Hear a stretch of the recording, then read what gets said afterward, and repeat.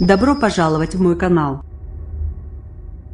D'après nos informations, la juge chargée de l'instruction de l'affaire de la disparition de Lucas Tronche, qui s'est volatilisé à Bagnols-sur-Cèze, dans le Gard en 2015, a lancé des investigations pour étudier une éventuelle piste menant à Nordal-le-Landais. Celui-ci est par ailleurs mis en examen pour meurtre précédé d'un enlèvement dans la procédure relative à la disparition de la petite Maëlys et pour assassinat dans l'affaire Arthur Noyer, la téléphonie épluchée. Lucas Tronche, alors âgé de 15 ans, avait disparu le 18 mars 2015, sur les coups de 17h15, alors qu'il se rendait à un arrêt de bus de la commune de Bagnols-sur-Cèze. Il devait suivre un cours de natation. Depuis, il n'a plus donné aucun signe de vie. Aucun suspect n'est mis en examen dans ce dossier.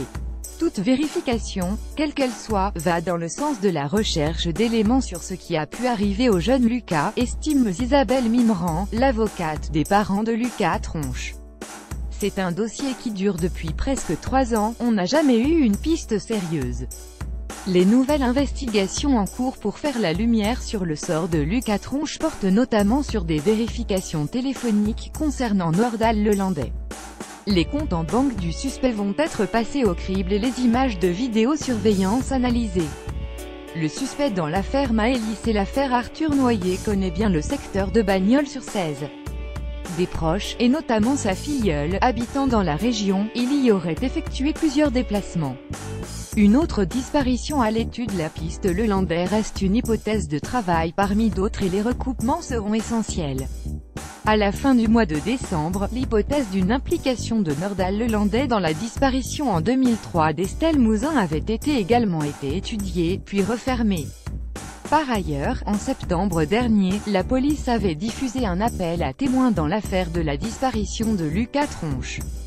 Ce dernier y était décrit à travers un portrait robot. Il était notamment dit qu'il était chauve et que ses 2 avant-bras portaient des tatouages. Il y a eu un corbeau qui a envoyé des lettres anonymes. Il y a eu potentiellement une vidéo de surveillance qui aurait capté un Lucas mais sans que l'on puisse retrouver les bandes. Éventuellement un suspect tel que Nordal-le-Landais est un rebondissement comme un autre et on ne sait pas ce que cela va donner, avance Quentin Chay, du CFPE Enfants disparus. Des vérifications vont également être réalisées dans un autre dossier de disparition, celle de Antoine Zoya. Cet adolescent de 16 ans est introuvable depuis le 1er mars 2016. Il a disparu à Clarensac, près de Nîmes, toujours dans le Gard, lors d'une balade au cours de laquelle il devait se rendre dans un bureau de tabac.